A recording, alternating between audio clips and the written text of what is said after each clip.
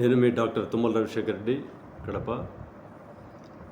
ప్రపంచ యుద్ధాల నేపథ్యంలో హర్మూజ్ను మూసివేస్తామన్న ట్రంప్ హెచ్చరిక భారత్కు ఎన్ని రూపాయలలో సమస్య పెంచే అవకాశం ఉంది అనే దానిపై యుద్ధాన్ని ముగించేందుకు అమెరికా, ఇరాన్ మధ్య జరిగిన చర్చలు విఫలమైన అనంతరం హార్మోజ్ జలసంధిని మూసివేయాలని అమెరికా అధ్యక్షుడు డొనాల్డ్ ట్రంప్ ప్రకటించారు. అధ్యక్షుడి ఆదేశాల మేరకు ఈఎస్టీ ప్రకారం సోమవారం ఉదయం 10 గంటలకు, అంటే భారత కాలమానం ప్రకారం 7:30 గంటలకు రాత్రి నుంచి ఇరాన్ ఓడరేవులపై అమెరికా దళాల నౌకా దిగ్బంధనాన్ని అమలు చేయడం మొదలుపెట్టాయి.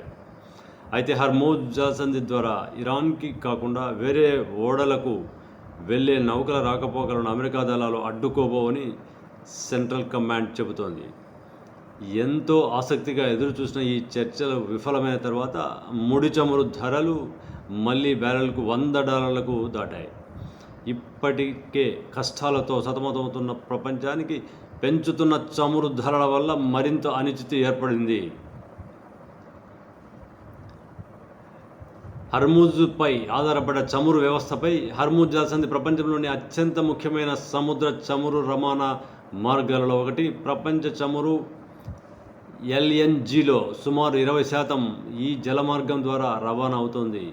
భారత్ తన పెట్రోలియం వినియోగంలో సుమారు 90% దిగుమతి చేసుకుంటోంది. ఈ దిగుమతులలో ఎక్కువ భాగం హర్మూజ్ జలసంధి ద్వారా జరుగుతోంది.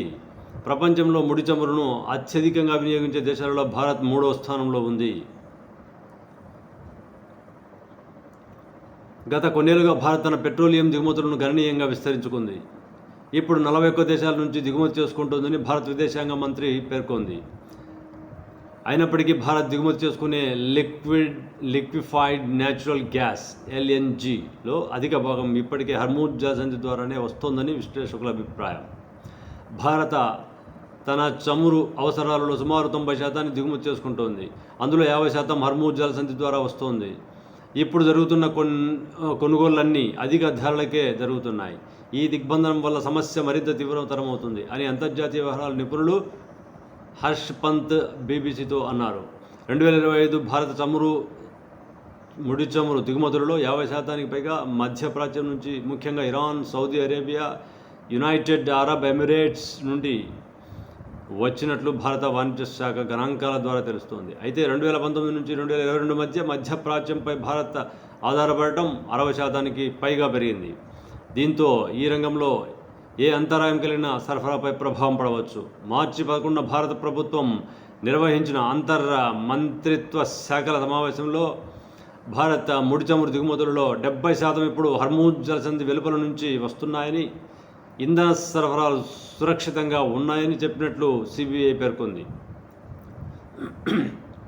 2 ఎల్పిజి, ఎల్ఎన్జి సరఫరాలపై ప్రపంచంలో లిక్విఫైడ్ న్యాచురల్ గ్యాస్ ఎల్ఎన్జిను దిగుమతి చేసుకునే దేశాలలో భారత్ 4వ స్థానంలో, ఎల్పిజిని దిగుమతి చేసుకునే దేశాలలో 2వ స్థానంలో ఉందని ఎల్ఎఫ్పి వార్తా సంస్థ పేర్కొంది. భారత్ తన ఎల్పిజి అవసరాలలో 60% దిగుమతి చేసుకుంటోంది. ఇందులో 90% హర్మూజ్ జలసంధి ద్వారా వస్తోంది అని హర్ష్ పంత్ అంటున్నారు. ఎల్ఎన్జిని అత్యధికంగా ఉత్పత్తి చేసే దేశమైన ఖతర్ దాని ఉత్పత్తిని నిలిపివేసిందని అల్ జజీరా నివేదిక పేర్కొంది. భారత్ తన ఎల్పిజిలో అధిక భాగాన్ని ఎల్ఎన్జి అవసరాలలో 3/2 మధ్యప్రాచ్యం నుంచి కొనుగోలు చేస్తోంది. భారత్కి ఖతర్ అతిపెద్ద ఎల్ఎన్జి సరఫరాదారు. అంతేకాకుండా ఎల్ఎన్జిని ఉత్పత్తిలో ప్రపంచంలోనే అగ్రగామి ఖతర్ అని బ్లూంబెర్గ్ తెలిపింది. ఖతర్ తన ప్రొడక్షన్ని నిలిపివేసిందని కొన్ని నివేదికలు పేర్కొంటున్నాయి. ప్రపంచ ఎల్ఎన్జిలో దాదాపు 5వ వంతును ఖతర్ సరఫరా చేస్తోంది. రాస్ లఫాన్ గ్యాస్ క్షేత్రం ఇందులో కీలక పాత్ర పోషిస్తోంది. ఖతర్ క్రౌన్ జ్యువెల్గా పిలిచే ఈ క్షేత్రంపై ఇటీవల ఇరాన్ దాడి చేయడంతో భారీ నష్టం వాటిల్లింది.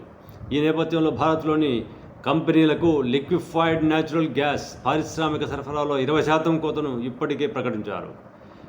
గృహాలు, రవాణా రంగం ఎల్పిజి ఉత్పత్తికి ప్రాధాన్యం ఇవ్వాలని భారత ప్రభుత్వం పెట్రోలియం శాఖ గతంలో పేర్కొంది. మొదట ఇరాన్, ఇప్పుడు అమెరికా విధించిన నిర్బంధం కారణంగానే హర్మూజ్ నుంచి ఇంధన రవాణా సమస్య మరింత క్లిష్టంగా మారిందని, దీనివల్ల చైనా, భారత్, జపాన్, దక్షిణ కొరియాలపై అత్యధిక ప్రభావం పడుతుందని హర్ష్ పంత్ అంటున్నారు. అయితే అమెరికా, రష్యా సైన్యం హర్మూజ్ను దిగ్బంధిస్తుందని ట్రంప్ ప్రకటించిన సమయంలో 20 లక్షల బ్యారెల్ల ముడి చమురుతో ఇరాన్ ట్యాంకర్లు భారత్కి బయలుదేరాయనే వార్త కూడా వచ్చింది. గత 7 ఏళ్లుగా ఇలా జరగడం ఇదే మొదటిసారి. ఈ చమురు దిగుమతులుగా రిలయన్స్ ఇండస్ట్రీస్ను గుర్తించారు. రాబోయే రోజుల్లో ఇరాన్ నుంచి భారతదేశానికి మరిన్ని మిలియన్ బ్యారెల్ల చమురు రానుందని కొన్ని రికార్డులు పేర్కొంటున్నాయి. గత ఆదివారం ఇరాన్ జెండా ఉన్న 3 నౌకలు హర్మూజ్ జలసంధిని దాటి అరేబియా సముద్రానికి చేరుకున్నాయని మెరైన్ ట్రాఫిక్ ఇన్స్టిట్యూట్ నుంచి వచ్చిన డేటాను ఉటంకిస్తూ BBC హర్షియన్ పేర్కొంది.